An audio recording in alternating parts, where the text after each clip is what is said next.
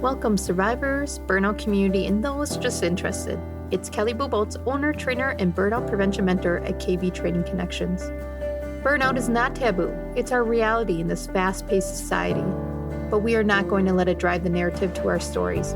We're going to do something about it. So let's dig in.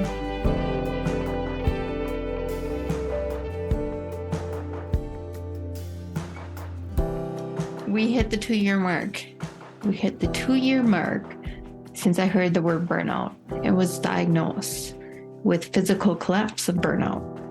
And why this is even important right now is this was a journey that was pretty much undocumented.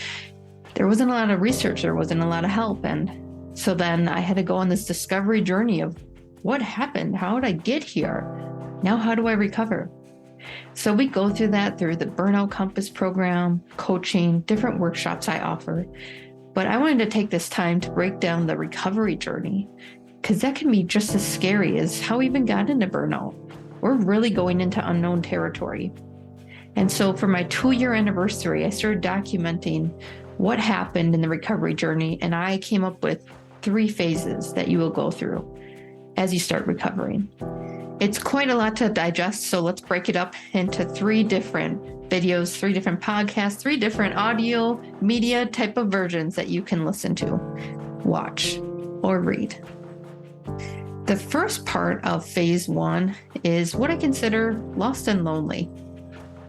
You basically are kind of on this journey on your own, and you're realizing that no one else can help you but you. That's just a lonely statement in itself. You can have the great support, or you can have money or time to go on retreats. That's fabulous. But for most of us, we're doing this alone. There's a reason why we got in burnout. Lack of tribe, lack of support, lack of self-control, lack of self-motivation to even move back to energy, that we got this bad. So now we go on this journey to our new selves, to the unknown. That's a lonely feeling. One part of this lost and lonely part of the phase is grieving how you got that, grieving that you cannot go back to your old self. You cannot go back to the old way you did things. You cannot maybe even go back to the certain people that may have been feeding that burnout, de-energizing you. It's okay. It's okay to grieve that loss. And it's important to grieve that loss. If you skip that step, you're going to have a missing piece on why things still bother you. Why are things still hard? Give space to grieve that old life as you step into the new one. During this phase, you're also going to have surprise triggers. You're going to start discovering, because you're allowing this space into your best self, you're going to discover these triggers that were never there. Certain people, certain words, certain places, things from that old life that is now surfacing. It could be from your childhood. It could be from the very thing that got you over the hump into burnout. Is it certain places, work functions, meetings, when people call or text? These triggers are suddenly going to be apparent during your recovery, because now you have recognized and you have awareness around where you got to from where you've been and what you're trying to avoid. These triggers are going to be a little bit different because now you don't have your normal coping mechanism. Just like addiction, your normal coping mechanism would step in and calm it down. Whatever that may be drugs or alcohol. That may be unhealthy habits. Mine was popping over to McDonald's when I was really stressed. When something really, really stressful out of my control would happen, I would go to McDonald's and get a hot fudge sundae and salty fries. And I would dip those fries in that sundae and sit in the parking lot, feeling like everything will be okay, feeling de-stressed, or what I thought was de-stressing. I was making it so much worse. And for me, with physical collapse, I was making it way worse because my gut was screaming for help and I was shoving fast food down the pipe. The trigger was stress, things out of my control. My mechanism was fast food. Certainly I had many other harmful mechanisms, but what's yours? This is a time to identify those triggers and what your normal response is, and start identifying new responses that you could do. And don't make them dramatic. If you are really tired and your trigger is maybe the afternoon slump, and then you grab a coffee, that's your response. Start switching up to a different hot beverage, teas, even decaf. I know that can get ugly. But if the other option is coffee and you're not sleeping all night, go for the decaf. During phase 1, you're going to feel lost and lonely. You're going to have surprise triggers that start creeping up that weren't there before. You're going to have perspective shifts. Suddenly someone asking you to stay late. Can you hop on this project? Can you help me here? Can you come to this family gathering? Suddenly, your perspectives are shifting to say, no thanks. You're realizing that there's an actual boundary that you are crossing.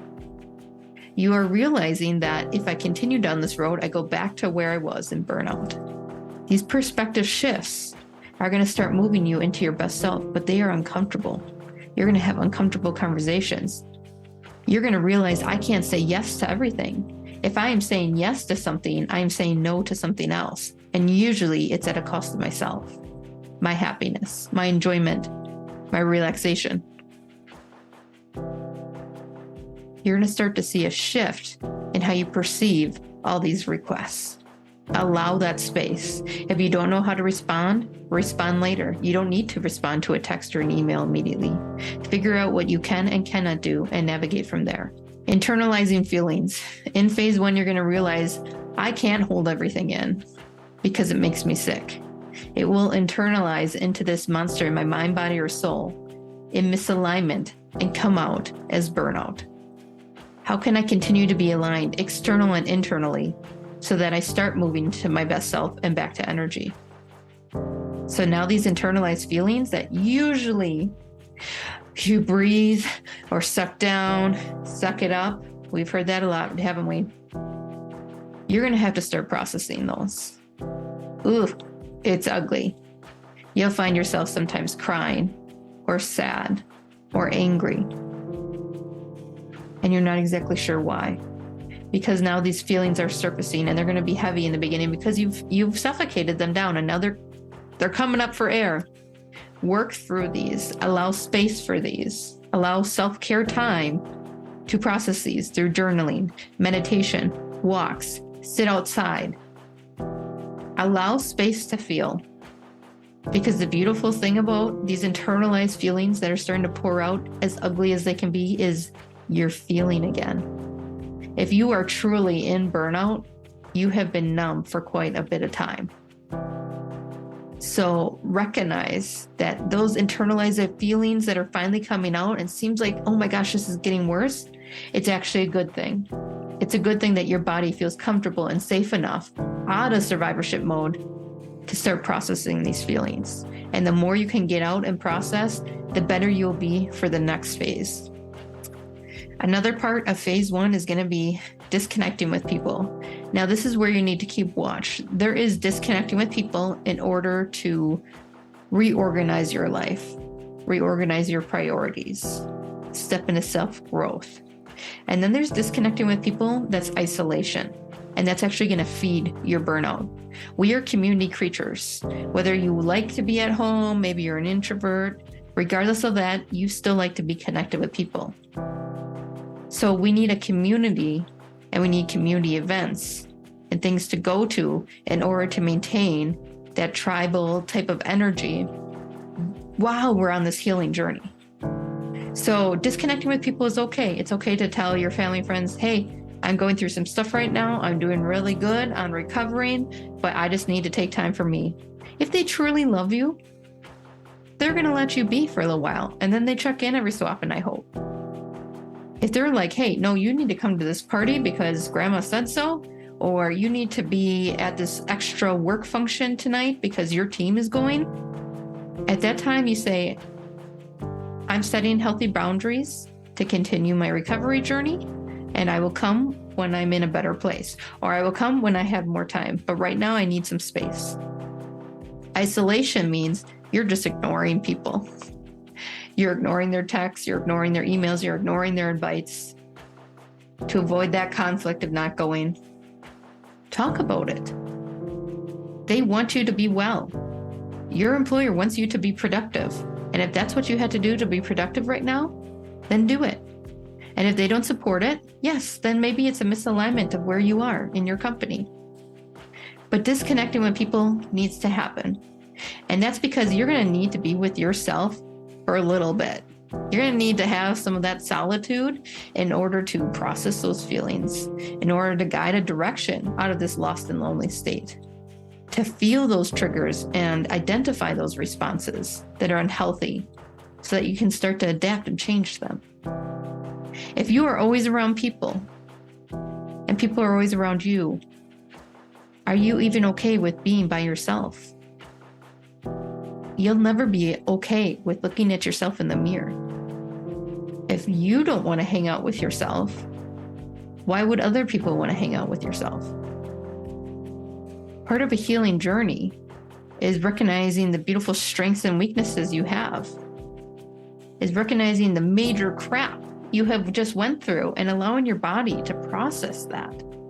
Picture your body going at war, and you've just been gone for 2 years at war. You're in burnout, right? 2 years is pretty common for someone who's in severe burnout to be in that survivorship mode that long. Would you push your body, your mind, body, soul, even further by socializing? Or would you give it space to rest? You just came back from war after 2 years. Would you give yourself a little bit of rest? I bet you would. See, we're grieving our old life. We're identifying some triggers, which might go all the way back to childhood and unidentified trauma. We're finding that there's old pattern suctions that are sucking us back in every time we get stressed, every time we hear a word, anytime someone contacts us, we do the old trigger response. We're working through a lot of stuff. It's okay to disconnect from people for this short time. And the beautiful thing about disconnecting with some people is the ones that don't check on you, the ones that maybe you identify are misaligned and don't energize you and actually suck your energy. When they go away, it allows space for the people that gravitate towards your personality, towards your energy, and beautiful things start to happen. In phase 1 of my recovery, I would say that lasted about 9 months. 9 months of feeling lost and lonely, identifying new triggers and things that were setting me off and trying to reroute those responses. Old pattern suctions every time they came up, where it just felt so uncomfortable to be in this new self and these things that I was trying. I would rather have the familiar hell than the unfamiliar heaven. And fighting that on a daily basis, letting internalized feelings out. Ugh. It was really gross. But then it became a little easier. And then it seemed like it was less hard to process and there was less to process. I was cleaning the clogged up coffee filter of feelings that I had. And the wonderful thing about that is then when new feelings came in, they were able to process and flow with ease. And I would cope with them and they would leave. Instead of sitting, keeping me awake at night, causing additional stress the next day.